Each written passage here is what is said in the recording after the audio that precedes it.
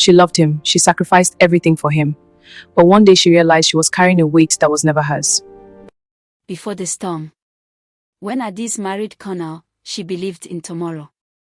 The wedding was simple but beautiful. Friends danced. Family prayed. Her mother cried happy tears and said, "My daughter has chosen a good man." Conal was working then. He dressed well, spoke with confidence, and promised Adiz that life would only get better. Adiz believed him.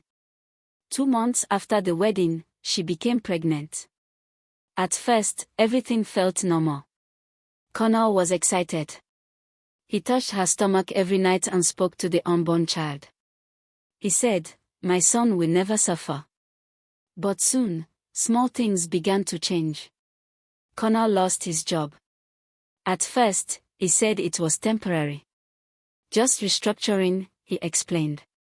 "They will call me back." Adiz nodded. She had faith. Weeks turned into months. The call never came. The silent shift. Adiz returned to work 3 weeks after giving birth.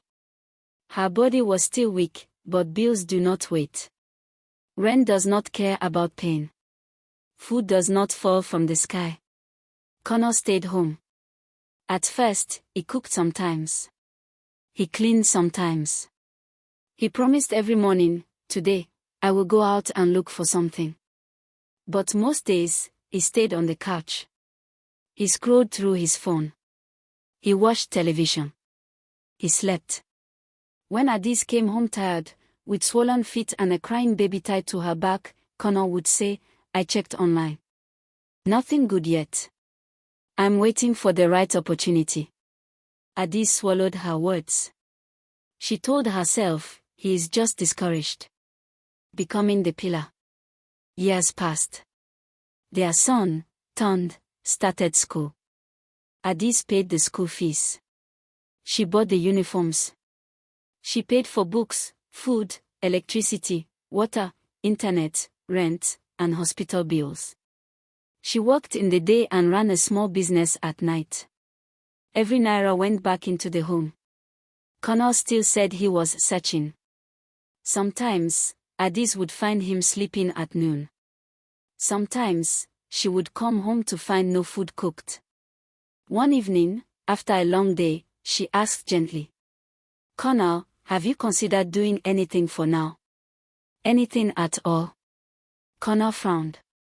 "So you think I'm lazy?" "That's not what I said. You want me to do small jobs and reduce myself. I'm waiting for a breakthrough." Adiz went quiet. That night, she cried silently beside him. The breaking point. The daytime school sent him home for unpaid fees. Something inside Adiz broke. She had paid last term. She had planned to pay the new fees that weekend. But the embarrassment hurt her deeply. At home, she told Conal what happened. He shrugged. "Why didn't you tell me earlier?" Adiz stared at him. "What would you have done?" The room went quiet. That silence said everything. Later that night, Conal raised his voice for the first time in years. Not with his hands, but with words sharp enough to wound. "You have money. Why are you complaining?" Adiz felt something crack inside her chest. She realized she was no longer tired. She was empty. The invisible woman. Adiz became invisible in her own home. She woke up before everyone. She slept last. No one asked how she felt. No one noticed when she lost weight. No one cared when she stopped laughing. People praised Conal. He's calm. He's patient. He's lucky to have a hardworking wife. No one asked Adiz if she was okay. At night, she would stare at the ceiling and wonder how love became a burden. The question. One evening, Ton asked her, "Mommy, why is Daddy always at home?" Adiz did not know how to answer. That night, she asked herself a question she had been avoiding. How long can one person carry everything? The conversation. Adiz sat Conal down. Her voice was calm, but firm. "I cannot continue like this," she said. "I am tired. I need a partner, not another child." Conal laughed nervously. "You are overthinking." "I am drowning," she replied. "And you are watching." For the first time, Conal was quiet. She continued. "This is not about pride. It is about responsibility. Two paths." That conversation changed everything. Not immediately. Not magically. But something shifted. Conal had a choice. Step up. Or step aside. Adiz also had a choice. Continue carrying everything. Or choose herself. What she learned. Adiz learned something important. Love is not proven by words. Marriage is not sustained by promises. A home cannot stand on one shoulder. Strength without support becomes suffering. The weight set down. For the first time in years, she put the weight down. Morning light. Adiz woke to sunlight streaming through the window. For the first time in years, she felt calm. She had moved into a small apartment nearby. Nothing fancy. Just walls, a bed, and space to breathe. The city was alive outside her window, street hawkers shouting, cars honking, children running, but inside, there was silence. A silence that no longer felt heavy. She made breakfast for Tond, her son, and watched him eat happily. He laughed at small jokes. He asked questions.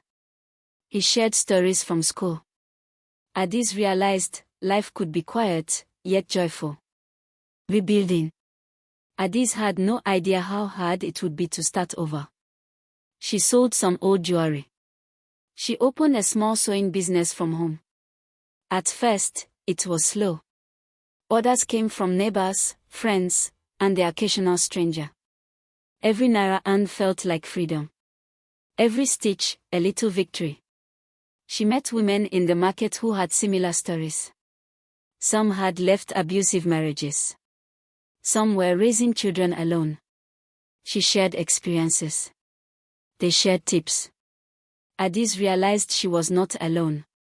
Rediscovery. One evening, Adiz walked along the Lagos lagoon. The wind blew her hair. The smell of water reminded her of childhood visits with her mother. She laughed at the memory of falling into the shallow water and being scolded, but secretly praised for trying. Adiz remembered something she had forgotten, herself. She wanted to paint again. She wanted to read. She wanted to dream without guilt. The weight of a marriage that never lifted her had left.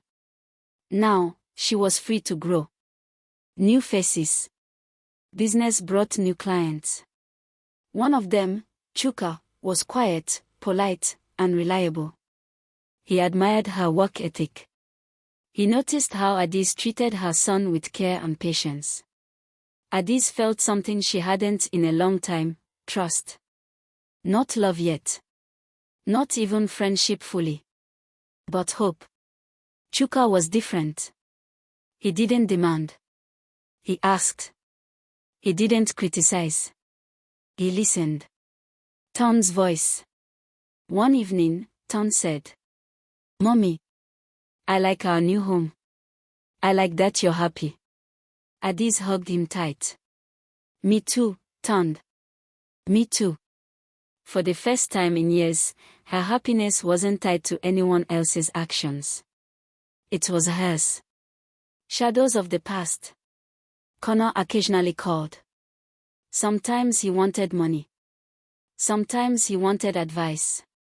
Adiz listened politely but stayed firm. She had learned boundaries. She had learned that love is not always forgiving, it must be safe.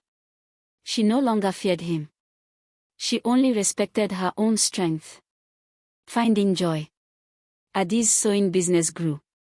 She hired a young apprentice. She laughed with friends more often. She painted again in the evenings. Her canvases showed bright skies, rivers, children running. Her son sometimes joined her, painting small suns with crooked smiles. Her nights were quiet, but they were hers. Her days were busy, but she could choose what mattered. A new horizon. One Saturday, she and Chuka walked through a market. No words at first. Just smiles and quiet comfort. Ton ran ahead, chasing a small puppy. Adiz watched them. She realized she was finally at peace. It wasn't perfect. Life never was. But it was hers. Lessons carried. Adiz wrote in her journal. I learned love can break you if you carry it alone. I learned courage is quiet, not loud. I learned that choosing yourself is not selfish. She smiled. The city lights reflected in the river below. Tomorrow would come. And she would be ready. Lights forward. Adiz's new life would always have challenges.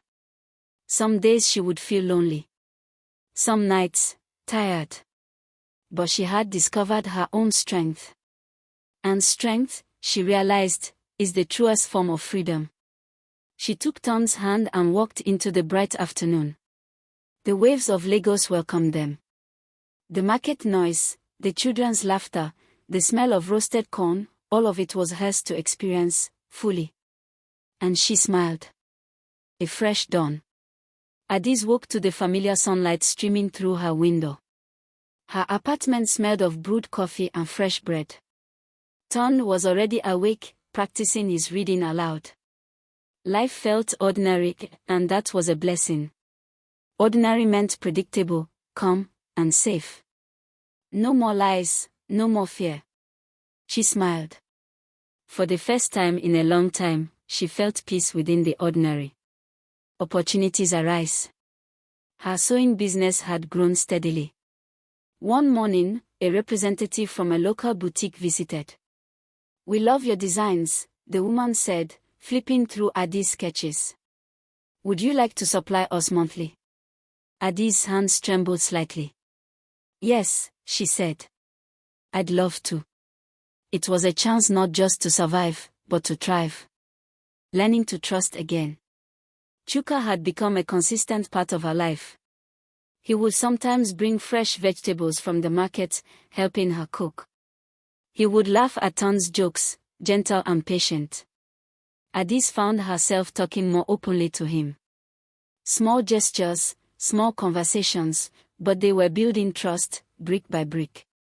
She realized, trust is fragile, but it can grow again. Shadows of old fears. One rainy afternoon, Conal appeared outside her apartment. He didn't shout. He didn't beg. He only stood there, soaked by the rain. Ton hid behind her skirt. Adiz's heart raced. Old memories flashed, the exhaustion, the lies, the betrayal. She took a deep breath. Conal, I have moved on, she said quietly. No more calls, no more meetings. Please respect our boundaries. He nodded silently and walked away. Adiz felt the weight lift further. The past could no longer hold her. Community and healing. Adiz started hosting small workshops for women in her neighborhood. They spoke about independence, self-respect, and emotional awareness. Some were mothers like her, some were young women starting out. Every session reminded her of how far she had come. Her voice mattered. Her story mattered. Her strength became a light for others. Small joys, big lessons. Evenings became her favorite time. Ton would read stories aloud as Adiz painted quietly in the background. Sometimes Chuka would join for dinner, quietly sharing laughs. Adiz learned to savor the small, simple joys. The warmth of sunlight on her skin. The laughter of her child. The comfort of honest friendship. New horizons. The boutique order had grown. Adiz began planning her own small studio. It wasn't just for business, it was a place for community workshops, creativity, and mentorship. She dreamed bigger now. She imagined women learning, growing, and finding their own strength. She imagined herself traveling briefly, just to see the Lagos skyline from new angles, breathing fresh air, feeling alive. Closing the circle. One night, she stood on her balcony, turned asleep inside, city lights flickering below. She looked at Chuka's kind smile from across the room and thought about all she had survived. Her heart whispered, I am not just a survivor. I am a woman who can love, walk, dream, and be free. And the city below seemed to agree. The lights twinkled like tired stars, but for Adiz, they shone with promise. Lessons etched in heart. Adiz wrote in her journal. Life will test you. Love will challenge you. But courage, patience, and self-respect will guide you through. She smiled, closing the notebook. The night was quiet. Her apartment warm. Her heart full. Tomorrow, she would wake again. And she would continue to carry herself lightly, freely, and boldly. This story is a work of fiction inspired by real-life themes. It emphasizes healing, self-respect, and resilience. It does not promote harm or unsafe practices. In Africa, many women suffer quietly. This is the story of one woman who finally said enough. Some stories are painful to tell, but necessary to hear. If this story touched you, like, share, and subscribe. Because here, at the Talking Baobab, when the night listens, no voice is forgotten.